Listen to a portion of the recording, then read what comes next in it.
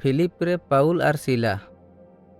Saul तीन जोखा रोम दिसोम गोटाय दाड़ान कान बेड़ा रे उनी रोमान ᱧᱩᱛᱩᱢ पाउल लई लेनाय।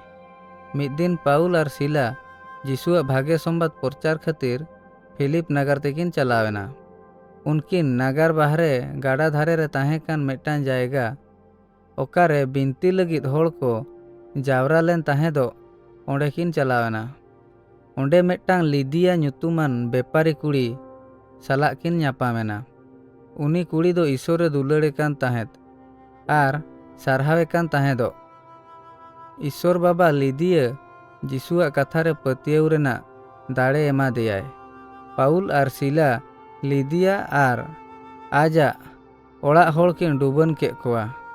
उनी कुड़ी पाउल और सिला आको ओड़ा रे ताहेन खातिर मेतात किनाय ओनाते अकिन ओंडे किन ताहेना।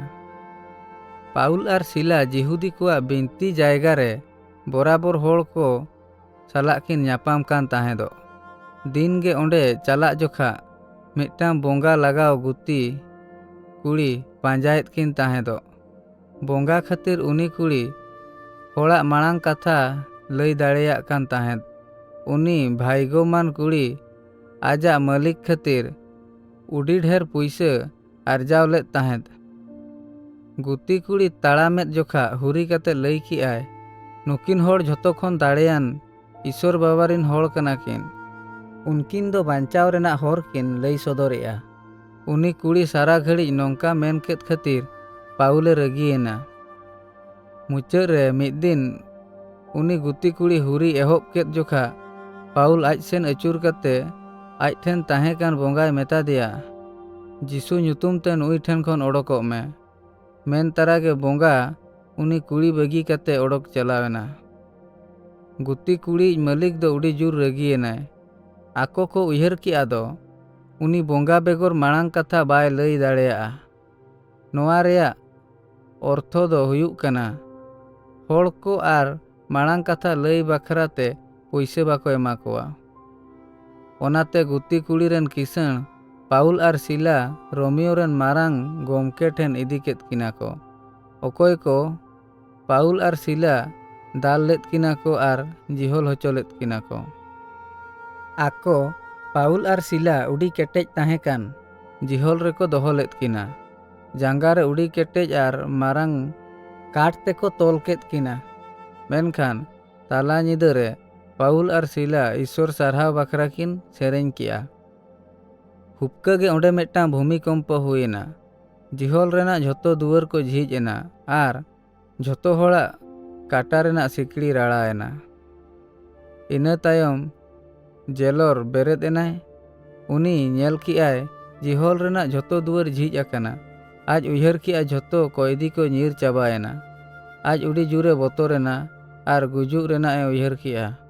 चेदा से रोमान ऑफिसर को झोतो कयदी चला होचोआत कोआय मेनते आज को गोजेया। एनखान पाउल नेल केदेयाय आर हुरी किआय हापे आलम गुजुआ आले नोडे मेना लेया। जेलर थारथारावते पाउल और सिला सुर हेज कते मेतात किनाय बांचाव बखरा चेद इन चिकाया। पाउले मेन रुआड़ा देयाय जिसु गोमके ठेन पतियव में। एनखान आम आर आमरेन ओड़ा होड़ को बांचाव पे ᱧᱟᱢᱟ। इना तायम उनी जिहोल खाना हरोई पाउल और सिला आजा ओड़ा ए इदी केत किना आर अकिना घाव साफा किआय। पाउल ओना ओड़ा रेन झोतो होड़ भागे संबादे लैयात कोआ। उनी जेलर आर आजा ओड़ा रेन झोतो होड़ जिसु ठेन को पतियवना। ओनाते पाउल और सिला झोतो होड़ किन डुबन केत कोआ। इना तायम जेलर पाउल और सिला जमा एमात किना आर आको सावते को रस्काना।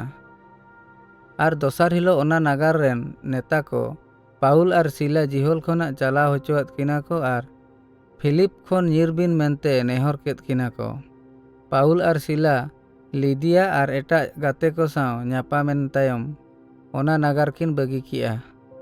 जिसुआ भागे संबाद पासनाव कमी रेगे किन ताहेना आर गिरजा ओड़ा जस्ती इदीना। पाउल और एटा विश्वासी रेन नेता को उड़ी ढेर नागार को चलावेना। आको होड़ को जिसुआ भागे संबाद को ᱯᱨᱚᱪᱟᱨᱟᱫ ᱠᱚᱣᱟ ᱟᱨ ᱥᱤᱠᱷᱱᱟᱹᱛ ko ᱮᱢᱟᱫ ᱠᱚᱣᱟ। ᱟᱠᱚ ᱢᱚଣ୍ଡᱚᱲᱤ ᱨᱮᱱ ᱵᱤᱥᱣᱟᱥী ᱠᱚ ᱨᱟᱹᱥᱠᱟᱹ ᱦᱚᱪᱚ ᱠᱚ ᱞᱟᱹᱜᱤᱫ ᱩᱰᱤ ᱰᱷᱮᱨ ᱪᱤᱴᱷᱤ ᱠᱚ ᱚᱞ ᱞᱮᱫ ᱛᱟᱦᱮᱸᱫ। ᱱᱚᱣᱟ ᱞᱤᱯᱤ ᱠᱷᱚᱱᱟᱜ ᱛᱤᱱᱟᱹᱜ ᱜᱟᱱ ᱵᱟᱭᱵᱮᱞ ᱵᱮᱱᱟᱣᱮᱱᱟ? ᱱᱚᱣᱟ ᱢᱤᱫᱴᱟᱝ ᱵᱟᱭᱵᱮᱞ ᱠᱟᱹᱦᱱᱤ। ᱯᱨᱮᱨᱤᱛ ᱥᱩᱲᱚᱨᱟᱜ 11:40।